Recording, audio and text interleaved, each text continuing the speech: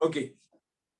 So as far as last lecture was concerned, we have finished the chromosomal theory of linkage, chromosomal theory of sex determination and chromosomal theory of inheritance.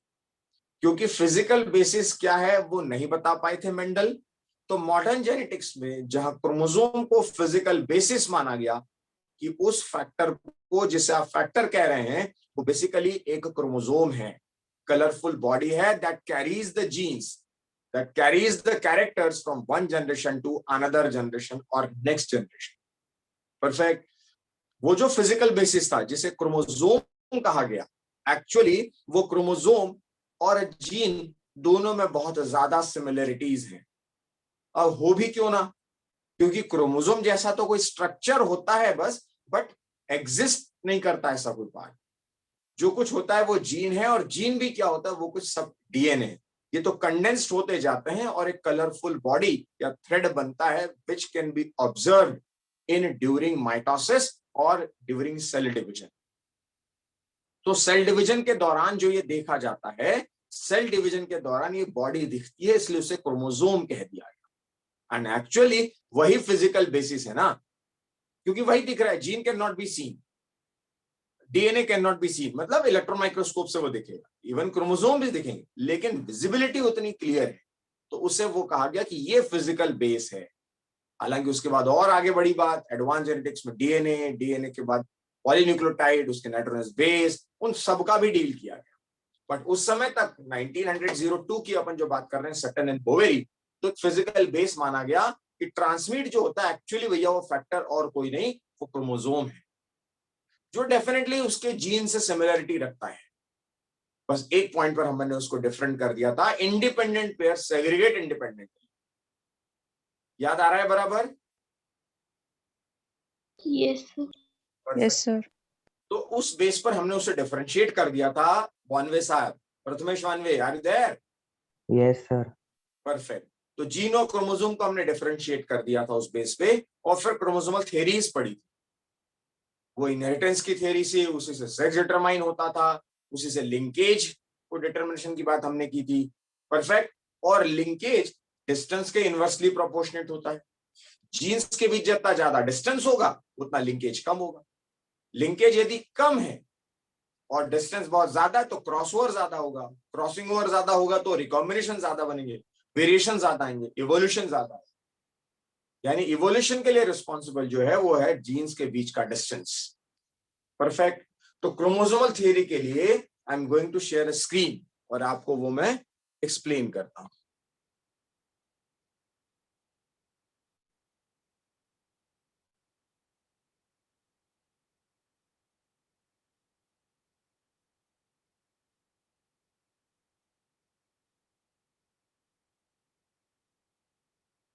Okay, I hope screen is visible.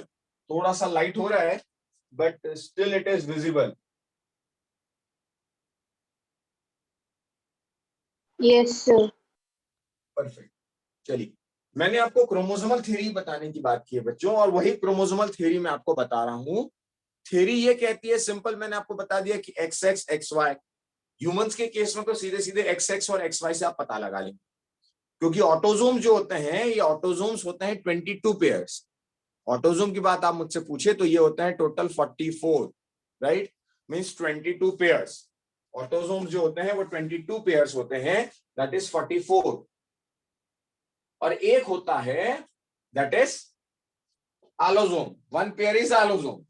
यहां पर यदि मैं allosome की बात करूं तो ये केवल वन पेयर होता है। वन पेयर मतलब कितने क्रोमोसोम्स? 2। तभी तो 44 + 2 टोटल कितना हो जाता है? 46। और we should say, instead of saying it 46, what I should say, how many pairs? 23 pairs. 23 pairs होते हैं, जिसमें 44 यानी 22 पेयर्स होते हैं बच्चों ऑटोजोम, और 1 पेयर होता है एलोजोम। इसी एलोजोम को हम क्या कहते हैं? Sex chromosome. इसी एलोजोम को हम क्या कहते हैं? Sex chromosome. परफेक्ट। तो ये डिटरमाइन करता है कि सेक्स क्या होगा। वो कैसे डिटरमाइन करता है अभी देखते हैं।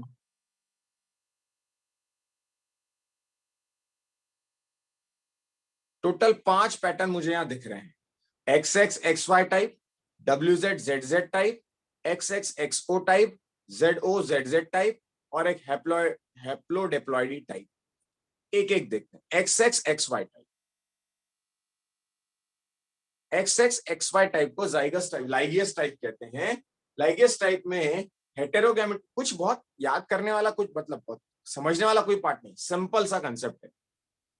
XX XY में XX जो है वो होता है फीमेल और XY जो है वो होता है मेल, जैसा कि हम लोगों के केस ह्यूमंस, ड्रोसोफिला और कॉक्सिनिया प्लांट, ये 3 एग्जांपल्स आपने लिखे हैं।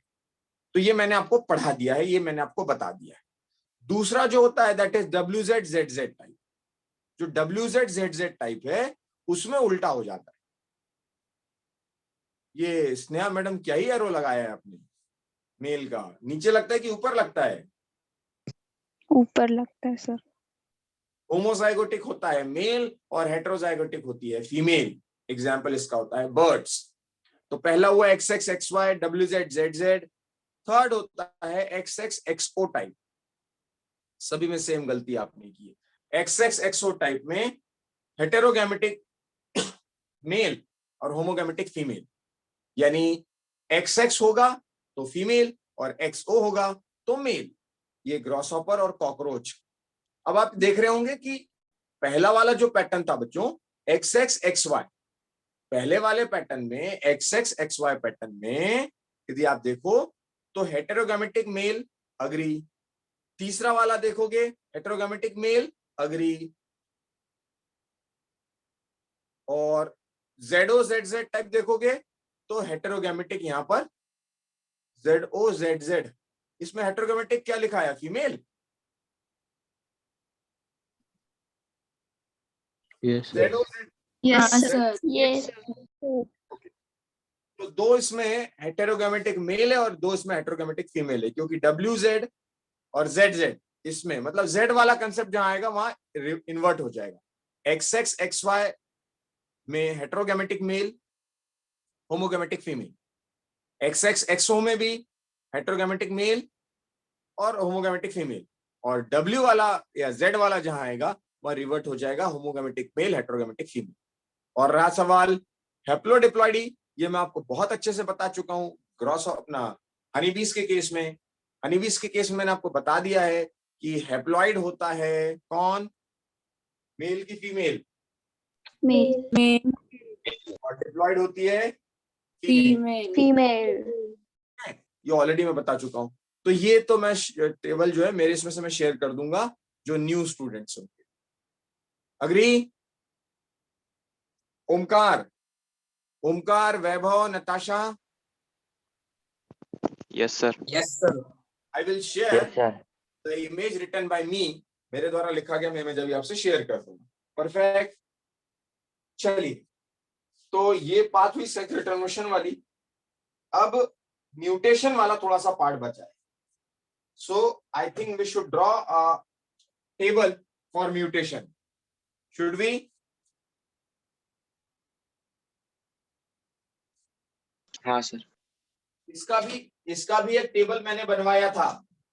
एनीवन है? नहीं सर। अरे इसका भी एक टेबल बनवाया होगा बच्चों। सर म्यूटेशन हुआ ही नहीं था अपने। अच्छा, म्यूटेशन पढ़ाया ही नहीं था? नहीं, हाँ आप सर, बोले थे मॉलिक्यूलर के साथ पढ़ा हूँ। ठीक है, चलिए। तो हेडिंग डाली म्यूटेशन सभी के लिए है फिर ये तो।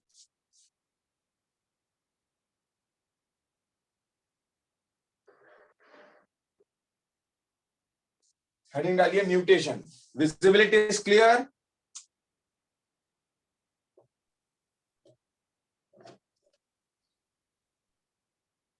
Yes, sir.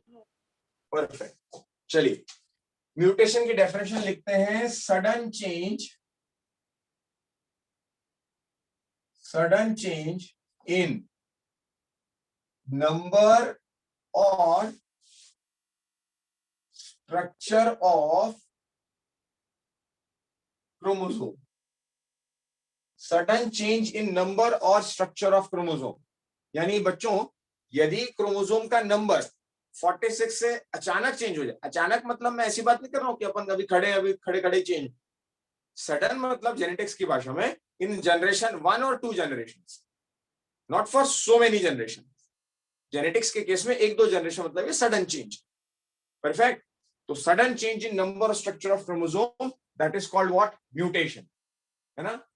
अब यदि मैं आपसे कहूं कि कभी कभी ऐसा हो जाता है कि म्यूटेशन, एक जनरेशन से दूसरी जनरेशन में म्यूटेशन आ गया, जैसे कि ह्यूमन टेल। भाई ह्यूमन टेल यूज नहीं होने की वजह से छोटा होता गया होगा, स्मॉल होता गया होगा, छोटी होती गई, कोई ना कोई एक जनरेशन ऐसी आई होगी जहां पर वो जीन म्यूटेंट हो गया और एक्सप्रेस ही नहीं हुआ, और जीन एक्सप्रेस नहीं हुआ तो ह्यूमन टेल नहीं आई, और बस वहां से फिर वो वैसा ही पैटर्न चल पड़ा। यानी म्यूटेशन किसी एक ऑर्गन के एक्सप्रेस होने नहीं होने के लिए भी रिस्पॉन्सिबल है, डिजीज के लिए भी रिस्पॉन्सिबल है, हार्मफुल भी हो सकते हैं, पॉजिटिव भी हो सकते हैं।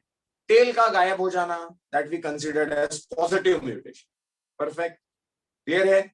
लेकिन कुछ डिसऑर्डर्स का आ जाना, Down syndrome, Patau syndrome, cat cry syndrome, Klinefelter, Turner, Edward, ऐसे कुछ सिंड्रोम्स हैं जो म्यूटेशन की वजह से हो जाते हैं, तो उसको भी समझते हैं क्या है। यदि मैं इसकी बात करूं तो सडन चेंज इन नंबर और स्ट्रक्चर ऑफ क्रोमोसोम, तो 2 टाइप के हो गए, न्यूमेरिकल और स्ट्रक्चरल। 2 टाइप के म्यूटेशंस मैं आपको बताऊंगा। एक हुआ बच्चों न्यूमेरिकल,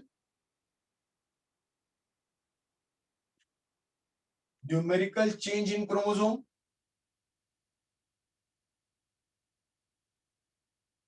और स्ट्रक्चरल चेंज इन क्रोमोसोम।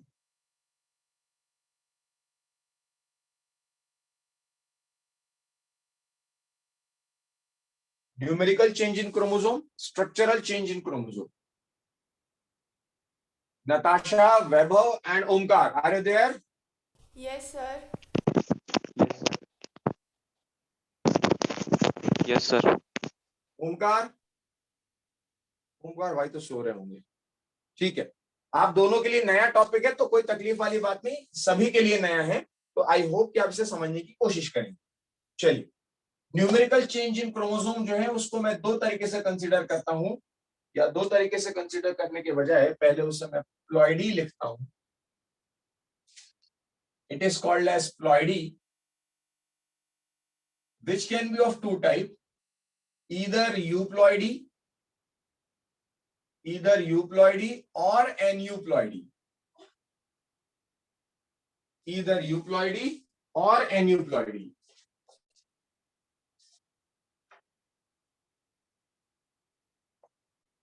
जहां तक यूप्लॉइडी की बात है बच्चों, मैं क्या कर रहा हूं, कौन सा चेंज ला रहा हूं Prathamesh?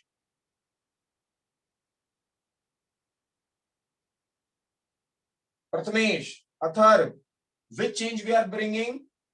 Krishna? Numerical. So what I expect कि if it is euploidy, then instead of having 2n, मुझे 2n नहीं करना है ना, 2n तो नॉर्मल कंडीशन है, लेकिन मुझे तो एबनॉर्मल चेंज करना है ना, तो 2n से वो 3n हो जाता है तो यूप्लॉइडी है, 4n है तो euploidy, 5n, 6n and so on. इस तरह से चेंजेस आते हैं, दिस इज यूप्लॉइडी, मतलब कंप्लीट सेट में change in complete set, complete haploid set. n तो हैप्लॉइड सेट है ही, 2n हो जाता है तो normal, 3n, 4n, 5n, 6n हो जाता है तो एबनॉर्मल। इसको कहते हैं triploidy, tetraploidy, pentaploidy, hexaploidy and like this. Understood? Amrita, Atharva, Aditi? Yes, sir. Yes, sir. अब क्या होता है बच्चों, एक बहुत मजेदार बात यदि मैं बताऊं, बहुत मजेदार किस्सा भी मैं बताऊं, अथर्व गांगुर्डे साहेब, अथर्व गांगुर्डे, आप भी न्यू स्टूडेंट है, राइट? Yes, sir. ओके, तो अथर्व यदि मैं नई बात कुछ एक आपको बताऊं तो आपको ये पता होना चाहिए कि जो व्हीट आप खा रहे हैं, जो गेहूं आप लोग खा रहे हैं, वो हेक्साप्लॉइड है। जो गेहूं हम खाते हैं वो हेक्साप्लॉइड है। मैंने कहा था ना म्यूटेशन पॉजिटिव भी हो सकते हैं। तो what scientific community did, they have increased they were trying to increase the nutritional value of the wheat. They want to increase the yield, they want to increase the storage period, so they brought some changes through genetic engineering and they induced the mutation in wheat. और अब जो गेहूं हम खाते हैं normal कोई भी 2N होता है, मैं आप प्लांट यूं त्यों जितने भी सेक्सुअली रिप्रोड्यूसिंग ऑर्गेनिज्म की मैं बात करूं वो डिप्लॉयड है ना, कुछ हनी बीज के ड्रोन्स का एक्सेप्शन छोड़ दें तो दे आर डिप्लॉयड। अब वो जो डिप्लॉयड है 2N, उसमें आपने प्लांट में म्यूटेशन इंड्यूस कर दिया और उसको बना दिया आपने 6N। न्यूमेरिकल चेंज है ना, आप बढ़ाएं या कम करें what ever it is, but it is numerical change. तो गेहूं इतना न्यूट्रिशनल हो गया है, और अभी तक आप गेहूं पढ़ते थे या गेहूं खाते थे तो हमें पता था कि wheat we are eating for carbohydrate, am I right? Yes, sir. Yes, sir. Yes. Well, madam, nowadays the wheat that we are eating, it contains protein also, it contains vitamin also. ऐसा भी कोशिश किया जा रहा है कि जो rice है वो विटामिन रिच हो जाए, उसका नाम है गोल्डन राइस, वो विटामिन ए एनरिच्ड है। तो ऐसे बहुत सारे ट्रीटमेंट पॉजिटिवली किए जा सकते हैं म्यूटेशन के थ्रू। और जो गेहूं हम खा रहे हैं वो 6N, एक्चुअल में भी आप मुझसे पूछो तो 6N होता है इक्वल्स टू 42। तो क्या आप मुझे बता सकते हैं कि व्हीट का एक्चुअल डिप्लॉयड कंडीशन क्या होगा? एनीवन?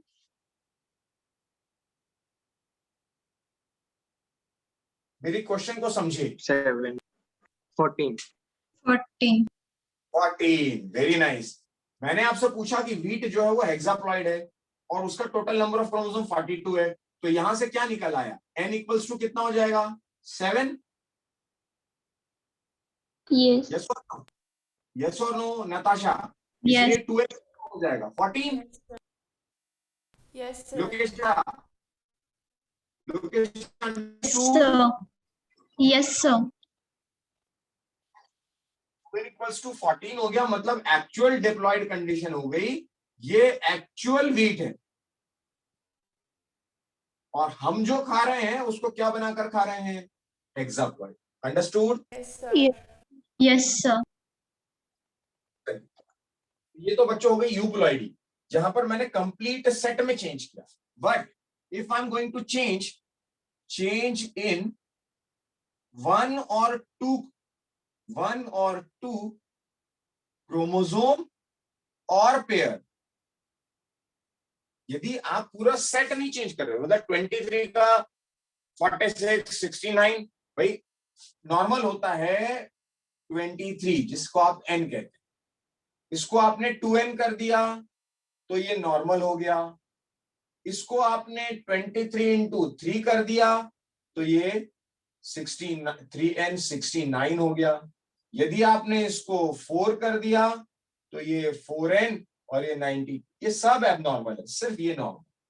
तो abnormal in terms of their count, there may be some positive mutations ना। परफेक्ट। तो यदि आप कंप्लीट सेट में इंटू कर रहे हैं, मल्टीप्लाई कर रहे हैं, तो that is euploidy. Priya, understood? Yes, sir. But what I can do, my dear, in case of aneuploidy, either I can do the, what I should say, trisomy or monosomy, or one more I think I should say, that is nulliosome.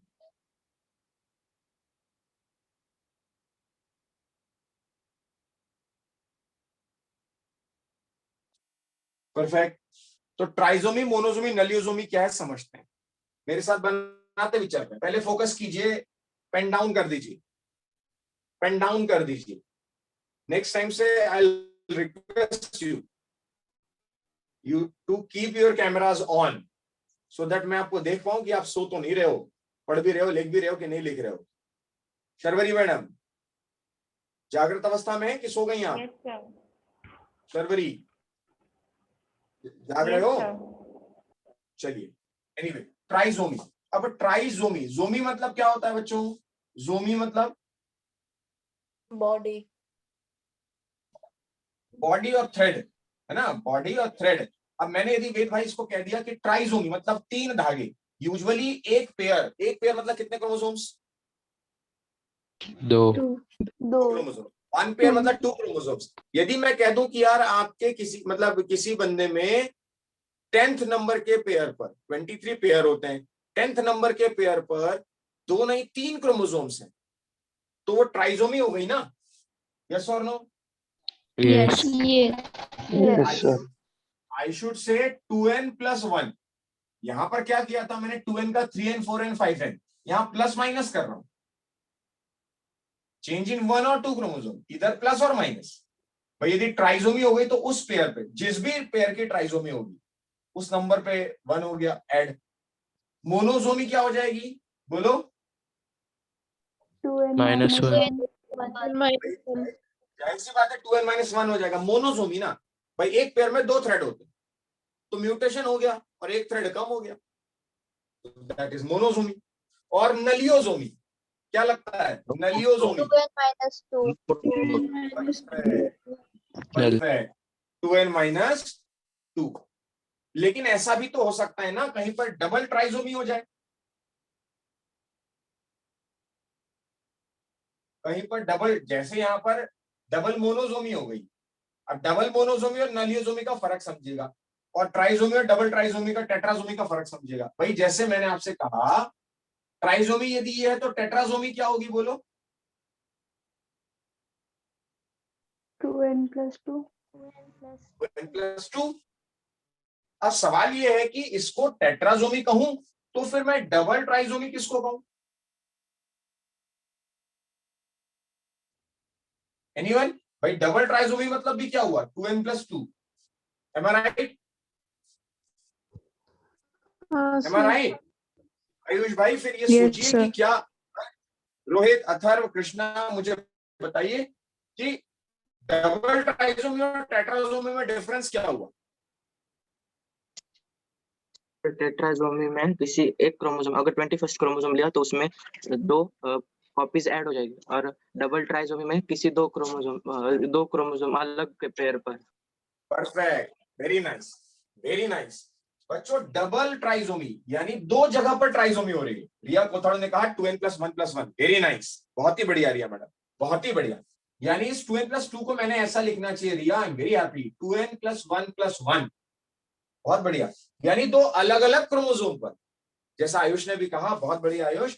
टेट्राजोमी यदि हुई है तो बस 2n + 2 को मैं +1 + 1 नहीं लिख सकता, मैथमेटिकली लिख सकता हूं, बट टेक्निकली जेनेटिक्स की भाषा में नहीं लिख पाऊंगा, क्योंकि ये यदि मान लेते हैं 21st क्रोमोसोम पर है, suppose for example if it is on 21st chromosome, तो 21st पर ही 2 क्रोमोसोम ऐड हो गए, यानी 21st पे ही टेट्राजोमी हो गई। लेकिन डबल ट्राइजोमी यानी एक हो सकता है 21st पर बड़ा हो और एक हो सकता है 10th पर बड़ा हो, यानी 10वें नंबर के क्रोमोसोम पर एक बढ़ गया तो 2 के 3 हो गए, और 21st पर एक बढ़ गया तो 2 के 3 हो गए, ओवरऑल 2 क्रोमोसोम बढ़ गए ना, तो ओवरऑल हो गया 46 + 2। लेकिन कहना क्या चाहिए उसको? 46 + 1 + 1। Very nice. तो डबल ट्राइजोम जैसे ये है वैसे ही आपको क्या लगता है मोनोजोमी भी हो सकता है, उसका फर्क नलियोजोमी से भी हो सकता है। कैसे? एक हो सकती है double monosomy, Prathamesh Jadhav, agree? Mansi? Yes sir. Mansi Shivale, Mansi Pardeshi, Chaitanya, Darshita, Yes, sir. Disha, Diya, Gauri, I hope you understood. Double monosomy भी मैं क्या लिख सकता हूं बच्चों? 2n - 1 - 1, दो it is equal to 2n - 2, but दोनों में वही फर्क है जो इन दोनों में। ये जो हुआ है on 2 different chromosomes, agree? Agree? Yes. बच्चों समझ में आया क्या कह रहा हूं मैं? Yes, sir. Yes, sir. Yes Euploidy, sir. euploidy is change in multiple form, 3n 4n 5n 6n, +1 -1 यदि हो रहा है तो वो जोमी, एक एक्स्ट्रा हो रहा है तो ट्राई, एक कम हो रहा है तो मोनो, डबल हो गया तो अलग अलग पर दो, इधर डबल हो गया तो 2 अलग अलग पर। और इधर एक साथ दो बढ़ गए तो टेट्राजोमी, उधर एक साथ दो कम हो गए तो नलियोजोमी। अंडरस्टूड? Yes, sir. अब Yes. देखिए इसको कहते कैसे, इसको बोलते कैसे हैं, या जो अपने बुक में दिया गया होगा वो कैसे दिया गया। फॉर एन एग्जाम्पल आपके बुक में दो आई थिंक डिजीज दिए गए हैं, पेज नंबर पेज नंबर 91 पे देखिए, डाउन सिंड्रोम, क्लिनफिल्टर सिंड्रोम और टर्नर सिंड्रोम। देखिए जरा, देखिए और मुझे बताइए, मैं जिससे पूछूं। पहले डाउन सिंड्रोम पढ़िए, डाउन सिंड्रोम पढ़िए। स्नेहा देवरे, डाउन सिंड्रोम में क्या लिखा है, कौन सा है, ट्राइसोमी है, मोनोसोमी है, नलियोसोमी है, टेट्रासोमी, क्या है? Trisomy. कौन से नंबर की ट्राइसोमी? 21st. परफेक्ट। तो सीधा सीधा सवाल आता है आपसे, सीधा सीधा सवाल आता है कि डाउन सिंड्रोम इज, आंसर दिया जाएगा आपको 21st trisomy, 18th monosomy, 21st trisomy. तो आपको सीधे सीधे आंसर टिक करना है। अग्री?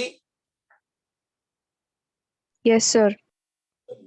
गौरी अहिरराव, गौरी अहिरराव मुझे बताइए, उसके अगले में लिखा हुआ क्लिनफिल्टर सिंड्रोम, कौन सा है इसमें से, ट्राइसोमी है, मोनोसोमी है कि नलियोसोमी कि टेट्रासोमी, क्या है बताइए गौरी अहिरराव।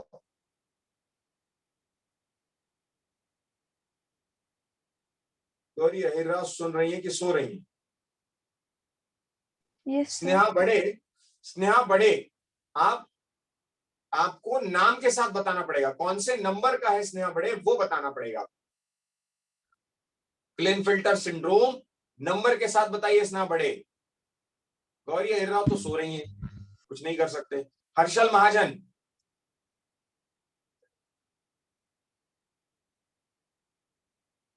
हर्षल महाजन भी सो रहे हैं। तो गौरी आंसर दीजिए, यस सर नो सर मत बोलिए। मानसी कह रही है ट्राइसोमी 46। मानसी क्या ही ध्यान दे रही है बेटा यार। Jahnavi, Tanishka, Rituja, sir Tanishka chat box में डालें। तनिष्का 47 नहीं चाहिए मुझे, ये चाहिए ये मोनोसोमी है कि ट्राइसोमी है और कौन से नंबर की है। Trisomy. ये कौन से नंबर की ट्राइसोमी? 23. तो ऐसा बोलो ना, सिंपल सा सवाल पूछ रहा हूं तुम लोगों से यार, नींद में बैठे हो आधे। तो मैं पूछ रहा हूँ डिजीज क्या है, तो कोई लिख रहा है 47, 48, 49। अरे भाई सीधे सीधे बोलो, 21st ट्राइसोमी, 23rd मोनोसोमी। तो क्लिनफिल्टर क्या है? Trisomy. Trisomy of 23rd 23rd chromosome. सीधे लिखना होता है ना बच्चों यार, क्या ही करो। डाउन सिंड्रोम क्या लिखूं मैं? Trisomy. फिर वही आ गया। Trisomy of अरे 21st. 21st ट्राइसोमी बोलो। क्लियर है?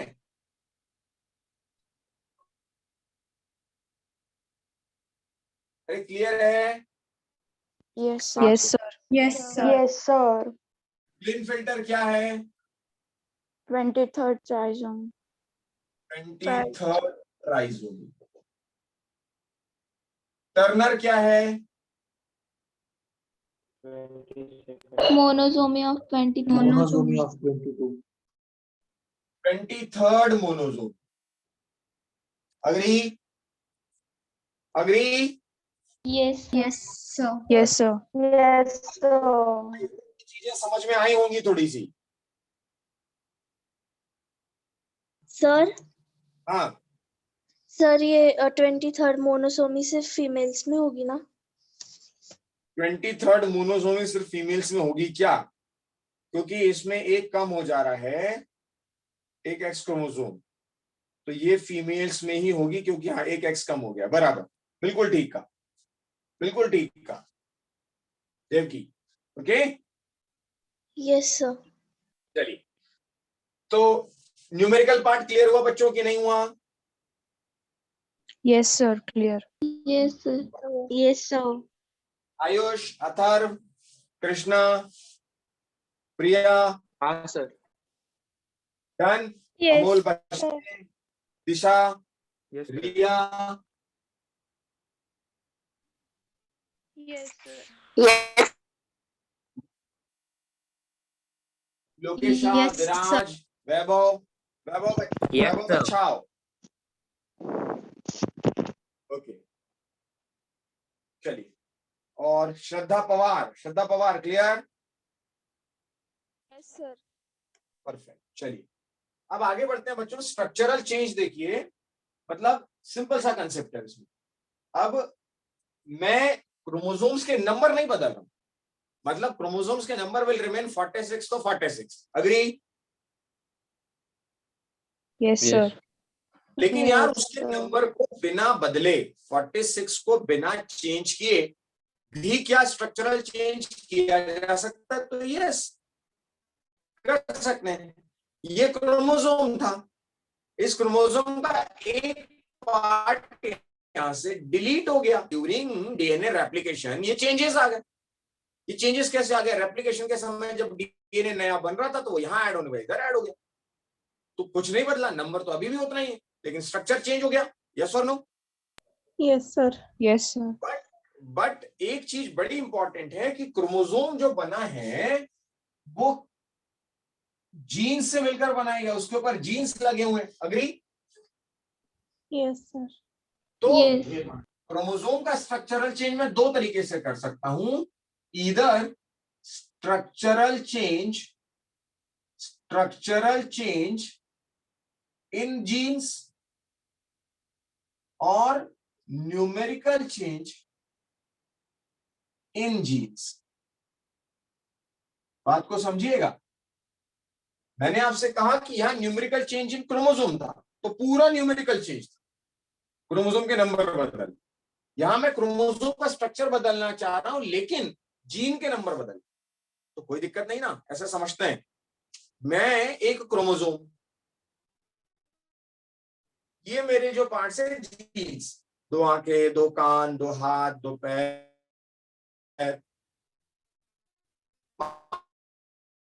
मान लेते हैं कि इस क्रोमोसोम पर वो जीन्स लगे। अब सोचिए इसके नंबर बदल गए, मेरा नंबर नहीं बदल रहा, आई एम सिंगल वन, लेकिन मेरी आंखें यहां से आप, मेरा नंबर बदल, मेरे 2 जीन्स हटाकर आपने पूरा मेरा स्ट्रक्चर चेंज कर। सोचिए कि न्यूमेरिकल चेंज, जीन्स के न्यूमेरिकल चेंज से क्रोमोसोम का, यस सर। जिसको नहीं समझ में आएगा फिर से सुनिए। मैं क्या कर रहा हूं, मैंने एक क्रोमोसोम लिया बच्चों, इस क्रोमोसोम पर थे कुछ जीन्स, 1 2 3 4 5 6 7 जीन्स थे उस क्रोमोसोम पर। मैंने क्या किया, मुझे क्रोमोसोम का स्ट्रक्चर बदलना, मैंने 3 नंबर के जीन को डिलीट कर दिया, क्रोमोसोम का स्ट्रक्चर बदल गया ना? यस और नो? Yes Yes. लेकिन Yes, sir. लेकिन मैंने वो स्ट्रक्चरल चेंज क्रोमोसोम में जो लाया वो न्यूमेरिकल चेंज से लाया, agree? Yes. Yes. Yes. Yes. Perfect. और दूसरा ऐसा काम मैं कर सकता हूं, ऐसा काम भी मैं कर सकता हूं कि स्ट्रक्चर, जीन के स्ट्रक्चरल चेंज से क्रोमोसोम का स्ट्रक्चरल चेंज ले आऊं by causing structural change in genes. मतलब ये 4 5 6 7 जो यहां पर 4 जीन्स थे, those 4 genes if I revert 5 and 6 instead of 2 and 3, it gives 5 and 6 and 2 and 3.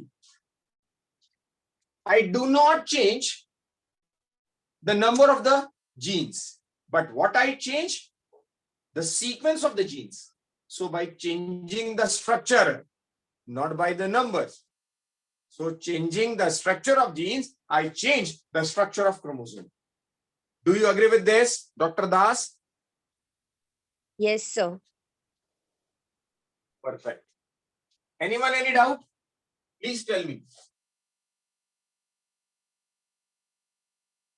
If anyone has any doubt, please tell me.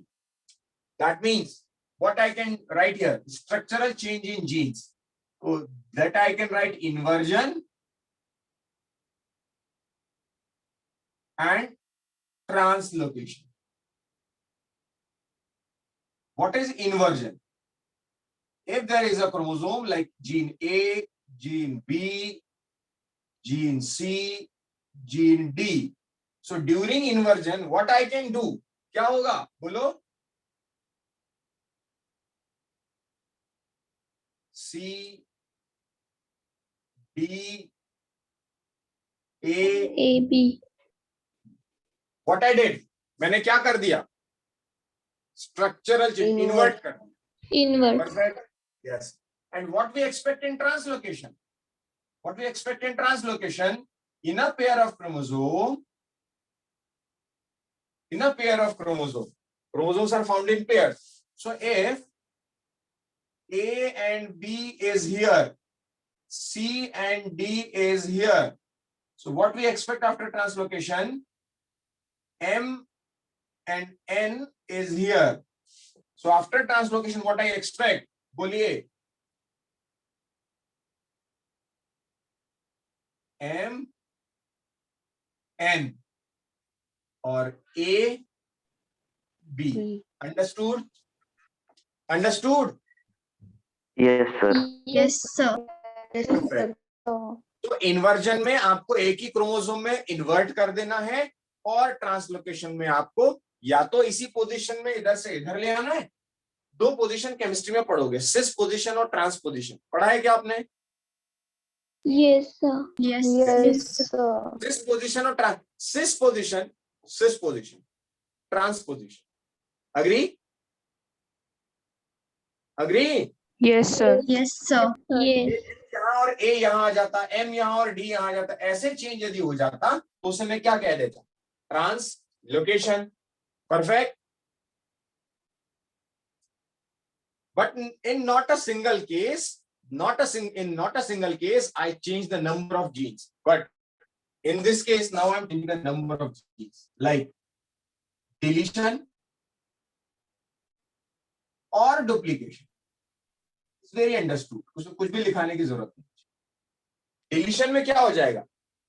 Gene का number ही change हो जाएगा. यहां पर था A और यहां पर था B और नेक्स्ट इसमें क्या हो गया? Only A is there, not the B. Agree? Agree? Yes, sir. Yes, sir. What in case of duplication you expect? If gene A is here, gene B is here, so what we expect after duplication? A, B, B. Both the genes get duplicated. Yes or no? Yes. Yes. So I hope you understand a bit what is mutation. Priya Patel, Lokesha. Yes, sir. Yes, sir. Sharing the image and moving ahead.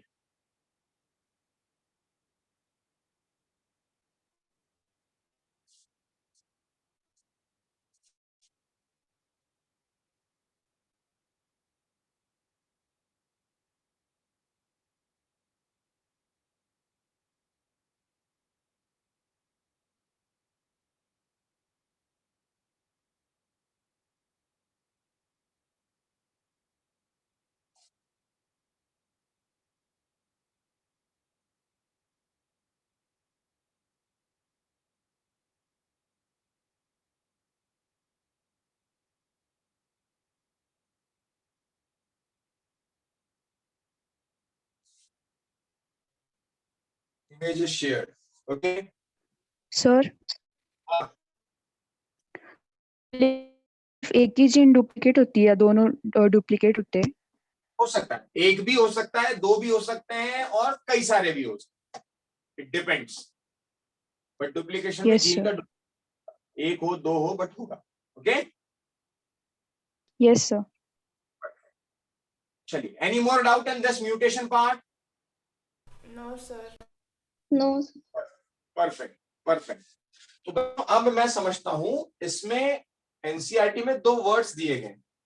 एक दिया गया है आपको frame shift mutation और एक दिया गया है point. So let me explain that also.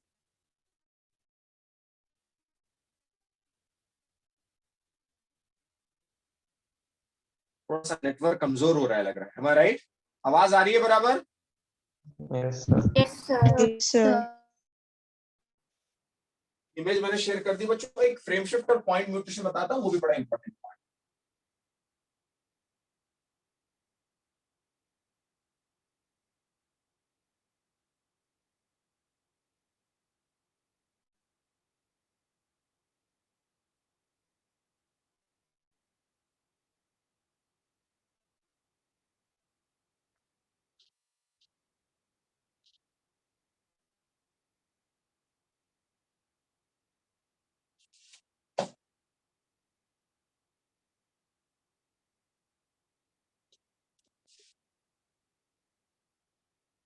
Try to understand ये म्यूटेशन एग्जैक्टली होता कब होगा? Anyone can think over this logically कि ये एक्चुअल म्यूटेशन कब होता होगा या कहां होता होगा और कैसे होता होगा? थोड़ा सोचिए, आंसर आना चाहिए। अथर पारीख, किस मतलब म्यूटेशन कैसे होता होगा और कब ये एक्सपेक्ट करते हैं कि म्यूटेशन हो रहा होगा? टेल मी।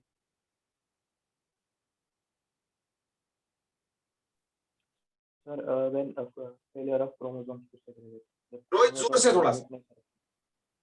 सर क्रोमोसोम सेग्रीगेट नहीं कर पाएंगे तब पॉलीप्लॉइडी होगी और फिर म्यूटेशन। नहीं, दैट इज क्रोमोसोम का सेग्रीगेट नहीं होना, दैट लीड्स टू पॉलीप्लॉइडी। जैसे मैंने अभी आपको बताया था ना, ट्राइप्लॉइडी, टेट्राप्लॉइडी, पॉलीप्लॉइडी, पेंटाप्लॉइडी, हेक्साप्लॉइडी, बहुत सारे हो जाएं तो पॉलीप्लॉइड। कई बार ये होता है कि क्रॉसिंग ओवर के समय, सॉरी सेल डिवीजन के समय क्रोमोसोम सेग्रीगेट ही नहीं होते। और क्रोमोसोम कहां पर? मेटाफेज। मेटाफेज से एनाफेज में फिर क्रोमेटिड सेपरेट होते हैं ना, वो सेपरेट नहीं हो पाते, एक ही साथ चले जाते, तो बहुत सारे जीन्स हो जाते, तो वो प्लॉइडी, पॉलीप्लॉइडी, पॉलीप्लॉइडी होती जाती। परफेक्ट। जो सेल बायोलॉजी में आपने पढ़ा होगा पॉलीटीन क्रोमोसोम्स, वो कई सारे वहीं वहीं पर जमा हो जाते हैं तो पॉलीप्लॉइडी बन जाता है। वो तो यूप्लॉइडी वाला केस। बच्चों, जब सेल डिवाइड हो रही होती है, गैमीट बन रहा होता है, तो गैमीट बनते समय फिर जब दो गैमीट मिलते हैं मदर फादर की और जाइगोट बनता है, तो जाइगोट में डिवीजन के समय डीएनए रेप्लिकेशन होगी। सेल डिवाइड होगी तो सेल साइकिल होगा। सेल साइकिल होगा तो G1, S, G2 और M phase. During that synthetic phase और ड्यूरिंग दैट S फेज, जब डीएनए रेप्लिकेशन हो रहा हो तो एक्चुअली म्यूटेशन होता है। बराबर। या तो जीन डबल हो जाते हैं या तो जीन डिलीट हो जाते हैं, क्योंकि उसी से तो क्रोमोसोम बनना है। तो क्रोमोसोम ज्यादा मतलब क्या है? जीन ज्यादा हो जाए। तो ड्यूरिंग S फेज, मतलब म्यूटेशन यदि आप मुझसे पूछें तो ड्यूरिंग S फेज। और S फेज डिवीजन की फेज है कि इंटरफेज की फेज है? इंटरफेस। यानी जब सेल रेस्टिंग स्टेट में, रेस्टिंग तो नहीं कहना चाहिए, मेटाबॉलिकली मोस्ट एक्टिव है, तब ये सारी गड़बड़ होती है। और इसलिए फिर न्यूबॉर्न कभी डाउन सिंड्रोम, कभी पटाऊ, कभी कैट क्राई, कभी एडवर्ड, कभी क्लिनफिल्टर, कभी टर्नर, इसके साथ पैदा हो। तो दैट डिसऑर्डर एक्चुअली कब हुआ है? वो जब जीन सिंथेसिस हो रहा था, डीएनए रेप्लिकेशन हो रहा था, तब गड़बड़ हुई। चलिए, तो वो म्यूटेशन कैसे हो सकते हैं? भाई मैंने यदि आपसे कहा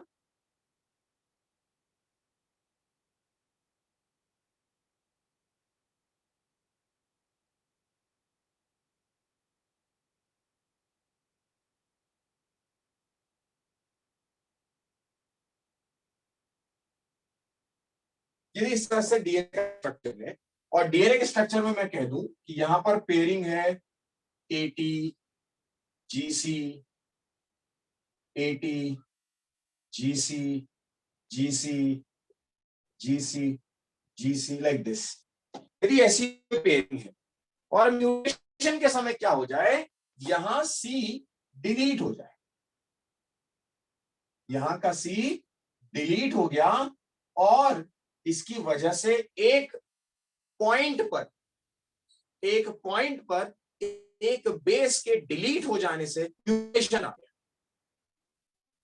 समझना बात को ध्यान से। एक बेस के डिलीट हो जाने से वहां पर म्यूटेशन आ गया। म्यूटेशन क्यों आ गया? क्योंकि अब इससे जो प्रोटीन बनेगा तो वहां पर एक अल्फाबेट मिसिंग है, तो वो अमीनो एसिड कैसे बनाए? भाई सेंट्रल डोग्मा क्या कहता है? डीएनए से आरएनए, आरएनए से प्रोटीन, तो प्रोटीन फॉल्टी बनेगा ना, प्रोटीन फॉल्टी बनेगा मतलब कैरेक्टर फॉल्टी बन रहा है। तो उस एक पॉइंट पर एक न्यूक्लियोटाइड बेस के डिलीट हो जाने से या एक न्यूक्लियोटाइड बेस के ऐड हो जाने से, किसी भी कारण से अननेसेसरी एक यहां पर ऐड हो गया टी और साथ वाला ए आई, तो या तो किसी न्यूक्लियोटाइड बेस के ऐड हो जाने से या डिलीट हो जाने से, यानी आई शुड से technical language by change in one or two nucleotides, one or two nucleotide, the mutation is no point mutation. But when it comes to three, one point here, second point here, and third point here. If it comes to change in 3 points, then इन 3 से बच्चों एक बनता है amino acid, किसी भी 3 से amino acid जो बनता है वो 3 के बेस के पेयर से बनता है, 3 बेस पेयर से एक अमीनो एसिड बनता है। ये मैं आगे आपको पढ़ाऊंगा मॉलिक्यूलर बायोलॉजी में, इसीलिए शायद मैंने म्यूटेशन छोड़ा होगा कि मैं मॉलिक्यूलर बायोलॉजी पार्ट में बताऊंगा। तो ये 3 के बेस में चेंज आने से एक अमीनो एसिड में चेंज आ जाता है, और अमीनो एसिड से ही क्या बनता है? बोलो। प्रोटीन। सो बनने वाला चेंज हो जाता है। भाई एक में चेंज आता तो प्रोटीन में, चलिए कोई चेंज तो प्रोटीन में भी आ सकता था, लेकिन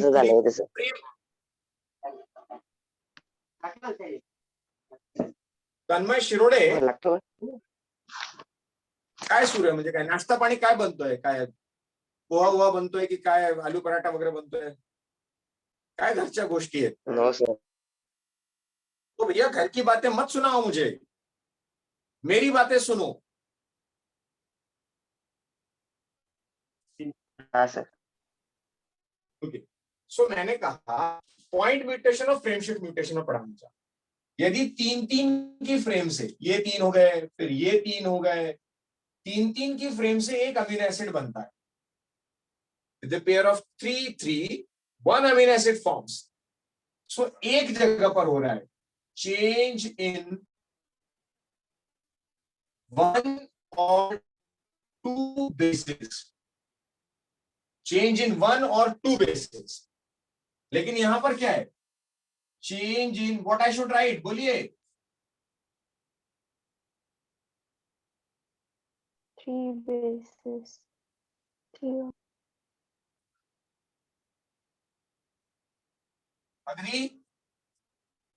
agree? Yes, sir. Sir. Yes.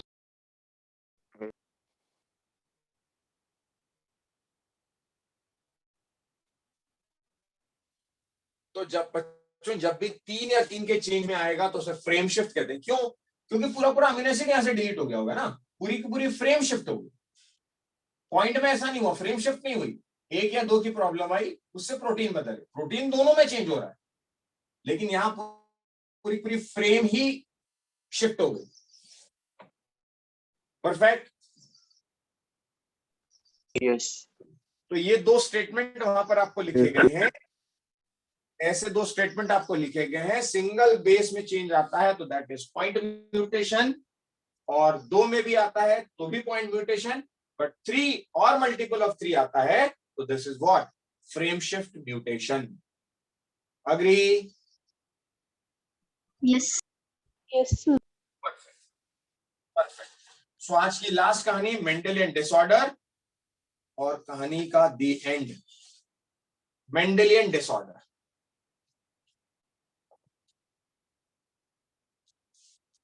इसको नोट कर लिया आपने? यहीं पर हो जाएगा, no problem. Yes sir.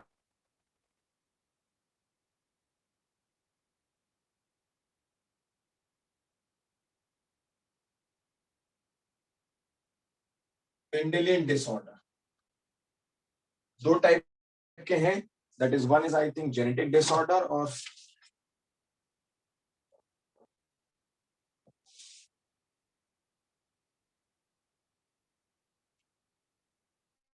Genetic disorder 2 type के हैं। One is Mendelian disorder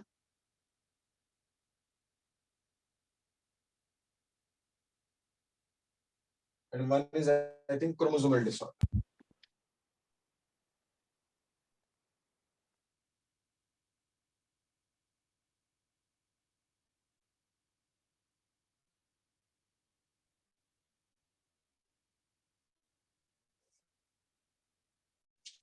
Mendelian disorder की यदि मैं बात करूं तो उसके भी कैरेक्टर में लिखा दूं,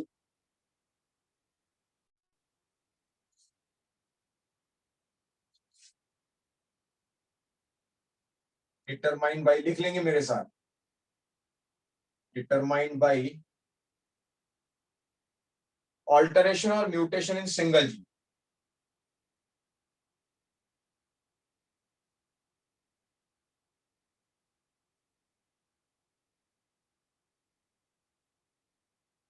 Alteration or mutation single gene.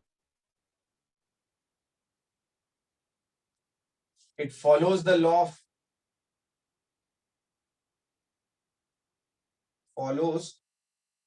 the Mendelian laws.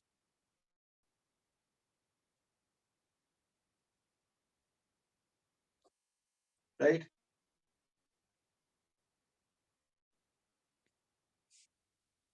Can be studied by pedigree.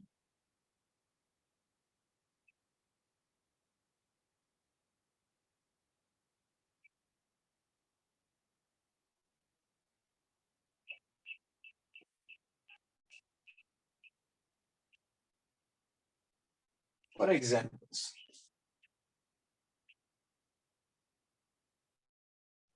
hemophilia, color blindness,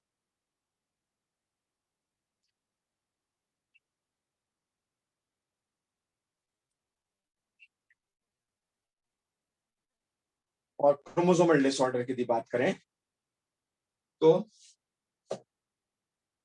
determined by change in set of chromosomes.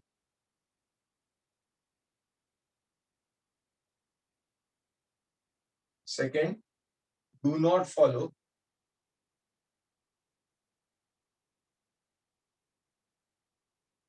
Mendel's laws.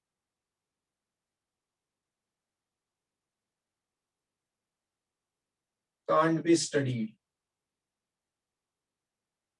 by pedigree. Can't be studied by pedigree. और इसके examples भी दिए गए हैं आपको, syndromes.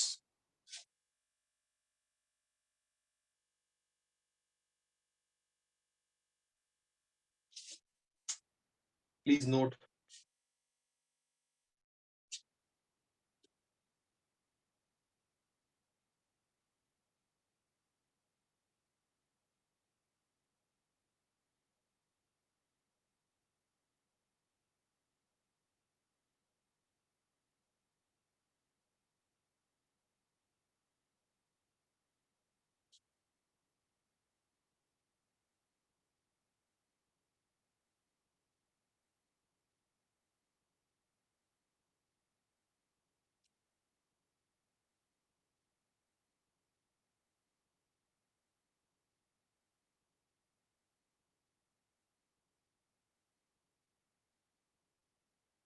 Noted? Doctors, noted?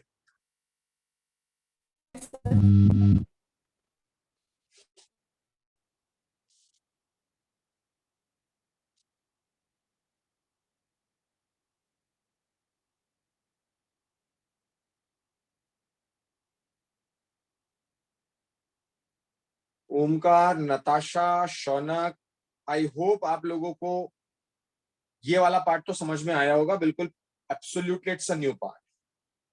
Yes, sir. Yes, sir.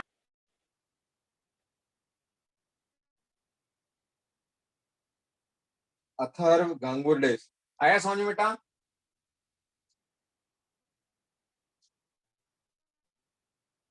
चलिए, छोड़ दिया लग रहा क्लास, बीच में उठ गए सब लोग. चलिए मैं आगे बढ़ता हूं.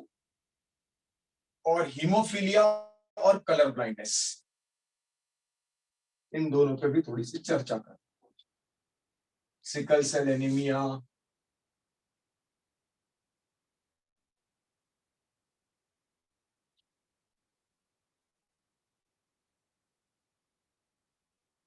Okay, anyone know hemophilia?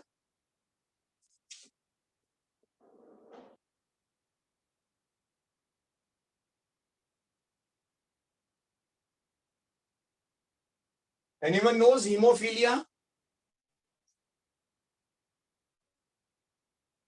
Excessive bleeding. During what? Janvi. During injury. During injury. Okay. Injury के समय एक्सेसिव ब्लीडिंग हो जाना, या हम ये कहते हैं losing blood coagulation capacity. Blood coagulation नहीं हो पाता है, क्लॉट नहीं हो पाता है, तो that disease is known as bleeders disease. Blood flow ही होता रहता है, उसका क्लॉट नहीं बनता, that is what bleeders disease. Perfect. अभी जो ब्लीडर्स डिजीज है हिमोफीलिया, इसके character, point number 1, gene is present on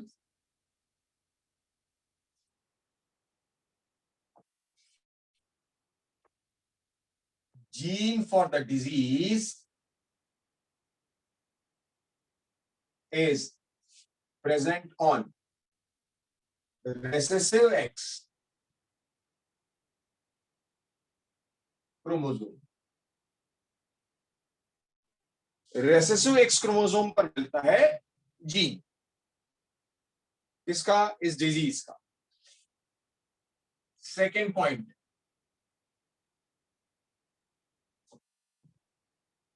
usually males are sufferer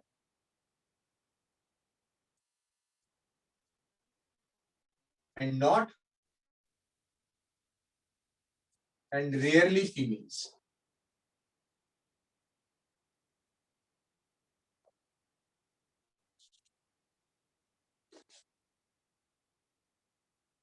Different genotypes of the disease, yeah, of the gene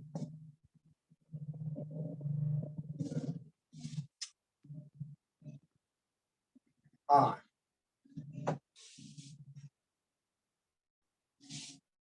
if X, then it is normal female. If it is X, CX, बोलो. Carrier. Hemizygous. अरे हाँ, XC, XC, बोलो. Affected female. Affected. Affected female. XY, बोलो. Normal. XCY, बोलो. Affected. और mail की कोई और कंडीशन नहीं हो सकती. तो ऐसे किसी कैरियर को एक वर्ड मैंने बताया था, called as hemizygous. What I call it? Hemizygous. भाई हेटेरोजाइगस कभी फीमेल होती नहीं, क्योंकि हेटेरोजाइगस हमेशा मेल होता है, एक्स वाई. तो इसको हेटेरोजाइगस कह नहीं सकते, लेकिन जीन जो है वो एक ही पर है, तो ऐसी कंडीशन में आधे पर है आधे पे नहीं, तो hemizygous. Natasha, agree? Yes, sir. What carrier means, उसे क्यों कैरियर कहते हैं, ऐसा देख. अब एक कोशिश ये करते हैं कि किसी नॉर्मल मेल का मैरिज एक अफेक्टेड फीमेल से करा, जिसको, सॉरी सी क्यों लिया अपन ने, हीमोफीलिया पढ़ रहे थे ना. चलो, हीमोफीलिया और कलर ब्लाइंडनेस दोनों की बातें सेम. कलर ब्लाइंडनेस दोनों ही डिसऑर्डर्स बच्चों जेनेटिक मेंडेलियन डिसऑर्डर है, और दोनों के कैरेक्टर्स सेम. बस हीमोफीलिया लिखना होगा तो सी की जगह एच लिखा जाएगा, हीमोफीलिया को रिप्रेजेंट करेगा, या सी लिख दिया, नो प्रॉब्लम। इसके मैरिज करने के बाद क्या प्रोजेनीज बनती?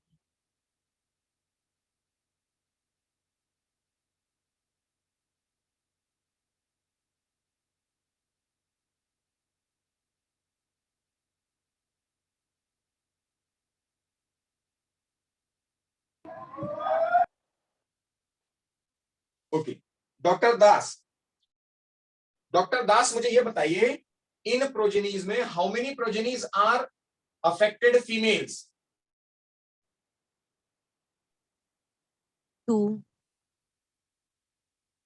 अदिति जोर से, अफेक्टेड 2, sir. फीमेल्स। बेटा no, the female is affected. देखो जरा वहां क्या लिखा है मैंने। अदिति, अदिति समझा? ये कैरियर Yes, है, sir. This is not affected. ये मदर क्या कर रही है? She carries the gene, she carries the gene but is not affected. Why she is not affected? क्योंकि फीमेल, आप लोगों के पास डबल एक्स का चांस होता है ना, तो भाई एक एक्स पर आ भी जाए जो कि रेसेसिव एक्स पर है, और रेसेसिव एक्सप्रेस तो हो नहीं रहा, लिखा है मैंने, since it is present on recessive X and it is not going to be expressed. If it is not going to be expressed, then she's carrying the gene, but she is not affected at all. Aditi, agree? Yes, sir. And since she is carrying but not affected, so called as carrier. Agree? Yes, sir. So here two girl childs are there, but both are what? Carrier. Carrier. And both the males are what? Affected. क्योंकि mail के case में एक पर भी आ गया, दूसरा x तो है नहीं उनके पास, और ये जीन कलर ब्लाइंडनेस हो या हीमोफीलिया, दोनों ही जीन होते तो एक्स पर ही है, तो वाई पर तो आएगा नहीं। अब एक ही एक्स था, उस पर ही जीन आ गया तो अफेक्टेड हो गया। फीमेल के पास 2 एक्स होते हैं, तो एक पर आने पे कोई फर्क नहीं पड़ता उसको। इसलिए मैंने कहा कि usually males are suffered and rarely females. Clear है?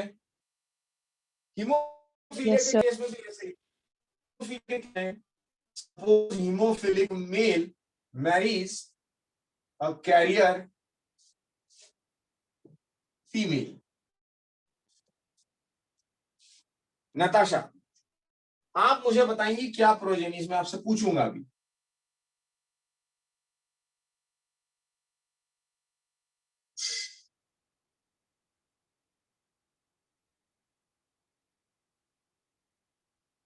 Natasha, am I audible? Yes, sir. अब मुझे बताइए उस सेकेंड क्रॉस में how many progenies are affected?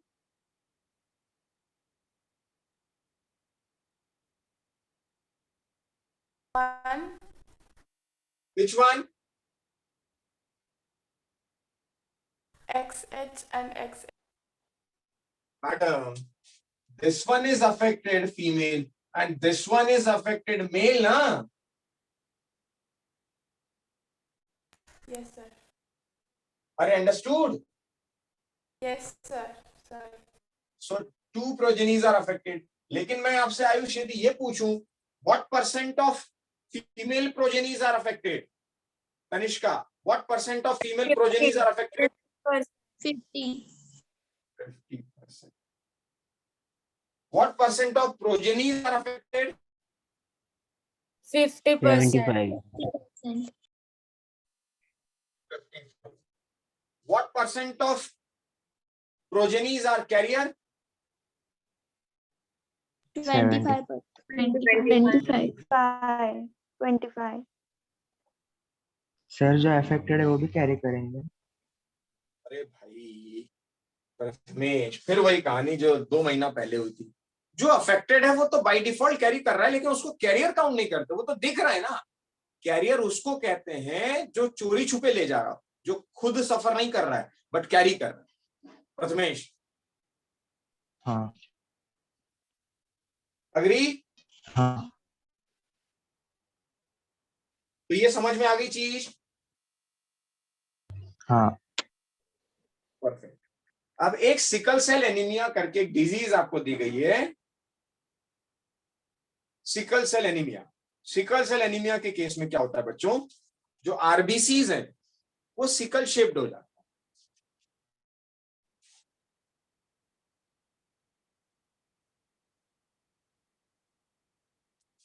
RBC sickle shaped हो जाती हैं और इसमें मलेरियल पैरासाइट एंटर नहीं कर पाता। सिकल सेल एनीमिया एक बहुत बड़ी डिजीज है, लेकिन साउथ अफ्रीका में ये बहुत बढ़िया एडाप्टेशन के मोड पर डेवलप हो गया। वहां पर सिकल सेल एनीमिया का परसेंटेज ज्यादा है, क्योंकि बाय डिफॉल्ट ये मॉस्किटो यानी मलेरियल पैरासाइट से बचाता है, प्लाज्मोडियम एंटर नहीं कर पाता। मॉस्किटो नहीं, मलेरियल पैरासाइट मतलब प्लाज्मोडियम एंटर नहीं कर पाता आरबीसी, और एंटर नहीं कर पाता तो मलेरिया नहीं होता। तो नेचुरल इवोल्यूशनरी कोर्स में वो डेवलप हो गया और बच्चों में सिकल सेल बच्चे पैदा होते हैं, यूजुअल कोर्स। बट डिजीज क्या है वो सिकल सेल एनीमिया? डिजीज ये है कि आरबीसी का सिकल शेप हो जाना। तो वो क्यों होता है? क्योंकि एबनॉर्मल हीमोग्लोबिन बनता है। हीमोग्लोबिन के दो एलील HbA नॉर्मल हीमोग्लोबिन बनता है 16 नंबर के क्रोमोसोम पर, 11 नंबर के क्रोमोसोम पर। तो 11 और 16 दोनों ऑटोसोमल है, इसलिए उसको लिखते हैं A। लेकिन यदि ऐसे किसी बंदे की शादी किसी ऐसी लेडी से हो जाए जो हीमोग्लोबिन मतलब की कैरियर है, उसको लिखते हैं मैंने सिकल शेप। ये अफेक्टेड नहीं है बंदी, ये बंदी अफेक्टेड नहीं है, लेकिन इसकी शादी जिससे हुई वो नॉर्मल था, ये कैरियर थी। इनके किसी भी बच्चे को सिकल सेल होगा क्या? नहीं होगा। HbA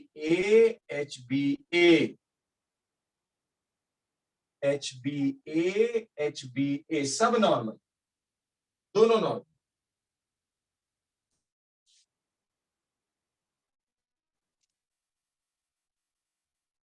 बोथ आर नॉर्मल, लेकिन इसके केस में ये कैरियर HbA और HbS, ये कैरियर। परफेक्ट। लेकिन यदि दोनों कैरियर की शादी हो जाए, जैसे बहुत केस मैंने देखे हैं अपने जान पहचान, दोनों कैरियर थे, दोनों को नहीं पता, हस्बैंड वाइफ दोनों कैरियर थे, दोनों को नहीं पता था। और पता लगता भी कैसे? वो तो सिर्फ जीन को कैरी कर रहे हैं, वो सफरर नहीं। दोनों जीन कैरी कर रहे थे और शादी हुई और एक बन गया उनसे बच्चा। मान लेते हैं ये S होता, तो ये HbS और ये HbS, ये बना लेते HbS, और बच्चे को सिकल सेल एनीमिया हो जाता, उसकी डेथ हो जाती। अंडरस्टूड? इसलिए शादी के पहले कुंडली मिलाए जाने के बजाय ब्लड ग्रुप मिलाया जाना चाहिए, जेनेटिक कुंडली मिलाई जानी चाहिए, रादर गुरु शुक्र शनि की स्थितियां देखने के बजाय। अंडरस्टूड? Yes sir. यही तो पेडिग्री वाले करते हैं। एनीवेज, देखिए बच्चों, कोई डाउट हो तो बताइए मुझे। सर सर हाँ बोलिए, एक एक बोलिए सलोनी। सर वो हेमियोफीलिया के 6th लाइन में हेट्रोजाइगस फीमेल कैरियर लिखा है और ब्लैक बोर्ड आपने हेमिजाइगस लिखा है कैरियर, तो फिर वो कैसे सेम है क्या या फिर हेट्रोजाइगस आएगा? फिर से बोलो धीरे धीरे। सर एनसीईआरटी में हेमोफीलिया के 6th लाइन पे हेट्रोजाइगस फीमेल कैरियर लिखा है और आपने हेमिजाइगस लिखा है। हाँ तो हेटेरोजाइगस ना, फीमेल कभी हेटेरोजाइगस नहीं होती, तो उन्होंने लिखा हेटेरोजाइगस फॉर द जीन और for the disease, heterozygous for the disease. तो वो कंफ्यूजन ना हो कि हेटेरोजाइगस, क्योंकि हेटेरोजाइगस तो मेल होता है सलोनी, बराबर? Yes sir. तो इसलिए उसको हेटेरोजाइगस फॉर डिजीज को लिख दिया उन्होंने हेमीजाइगस। तो अब पिक्चर क्लियर है कि मेल हेमीजाइगस नहीं होगा और फीमेल हेटेरोजाइगस नहीं होगी, तो that will be hemizygous. Yes. और कौन पूछ रहा था सवाल? सर आपने वो साउथ अफ्रीका में सबको सिकल सेल एनीमिया होता है ऐसा बोला था क्या? हाँ सर तो उनकी डेथ नहीं होती क्या? होती है ना, सिकल सेल एनीमिया की डेथ होती है, लेकिन अब क्या हुआ, इवोल्यूशनरी कोर्स में धीरे धीरे धीरे वो अडैप्ट होते जा रहे हैं उसके साथ। डेथ भी होती है ना, इसलिए तो साउथ अफ्रीका डेवलप्ड कंट्रीज में नहीं है, वहां पर डेथ, बच्चों का डेथ रेट बहुत ज्यादा है। Okay, yes sir. Any more doubt to anyone? बच्चों बहुत ध्यान से पढ़िएगा। पेडिग्री के अलावा मैंने सारी चीजें आपको बता दी हैं, पेडिग्री के अलावा सारी चीजें मैंने आपसे डिस्कस कर ली हैं। नेक्स्ट इसमें मैं एक्सपेक्ट करूंगा सभी से कि डीपीपीज, मॉड्यूल्स डिस्कशन आप लोग करें, मुझसे पूछें। परफेक्ट। और यदि किसी को कोई पर्सनल लेवल पर, जैसे नताशा, अथर्व, ओमकार और कौन है, नताशा, अथर्व, ओमकार, अदिति, वैभव, अथर्व, अदिति, वैभव, नताशा, ओमकार, ये 5-6 बच्चों में से किसी को भी जेनेटिक्स से कोई डाउट आ रहा है, मुझसे पर्सनल कांटेक्ट करें, क्योंकि आप पहली बार पढ़ रहे हैं, बाकी सारे बच्चे दूसरी बार पढ़ रहे हैं। मुझसे कांटेक्ट करें, ऑफिस आ जाएं और अपना उसको मुझसे समझ के चले जाएं बिफोर संडे, ताकि संडे का टेस्ट आपको देना है। परफेक्ट। Yes sir. संस्कृति जेब वाले टेस्ट का सिलेबस बेटा ग्रुप पे डाल दिया गया है। संस्कृति, यस सर। सर आपने कहा सर। कि 4 चैप्टर आएंगे, इसीलिए हाँ उसमें क्या लिखा है? Human reproduction and genetics. Human reproduction में रिप्रोडक्टिव हेल्थ भी आता है मैडम, और रिप्रोडक्शन में ऑर्गेनिजम्स भी है। रिप्रोडक्शन पहली यूनिट जो है 12th की, उसमें केवल sexual reproduction in flowering plants को छोड़ दूं तो पहला यूनिट पूरा, और दूसरी यूनिट का पहला यानी classical genetics. Okay, yes yes sir. जो आज तक पढ़ा दिया गया। हाँ, और कोई कुछ बोल रहा था?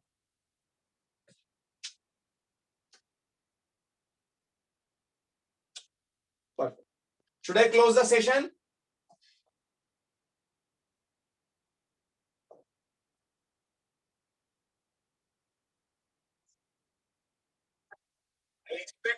I expect everyone to go through the DPPs, module, exercise, and the very next class on Saturday, we should discuss complete chapter and complete exercise.